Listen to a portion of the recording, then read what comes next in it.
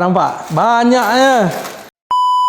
Hari ni aku nak tunjuk kat korang antara komponen yang ada dekat steel belt. Mungkin korang tengok macam satu belt saja kan. Sebenarnya dia ada elemen-elemen lain juga dalam steel belt ni. Jom, hari ni aku nak pecahkan steel belt ni, nak tunjuk dekat korang.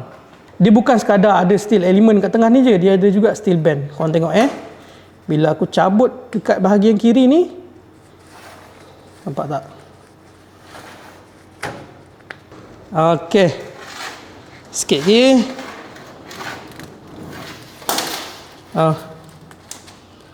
Nampak tak? So untuk steel belt ni dia ada kiri dan juga kanan. Dia ada dua. Dan setiap satu side ni dia ada banyak layer. Korang tengok. Nampak? Dalam steel band ni pula dia ada, bukan ada sekeping ni saja, dia ada banyak layer. Ni aku tak buka habis lagi ni. Memang banyak. So, okey, yang ini kita panggil dia steel band. So yang macam biskut kapal terbang zaman dulu-dulu ni, kan, yang warna merah tu, kalau korang pernah makan, ini kita panggil dia steel element.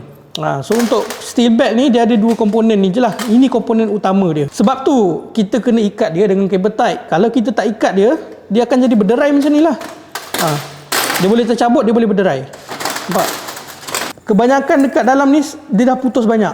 Itu yang menyebabkan dia dah tak boleh nak pegang steel element ni. Bila dia tak boleh nak pegang steel element, itu yang berderai. Okay?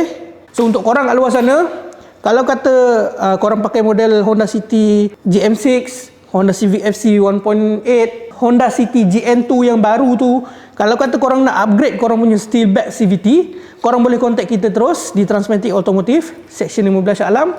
Kita buka daripada hari Sabtu sehingga hari Khamis. Hari Jumaat saja kita cuti.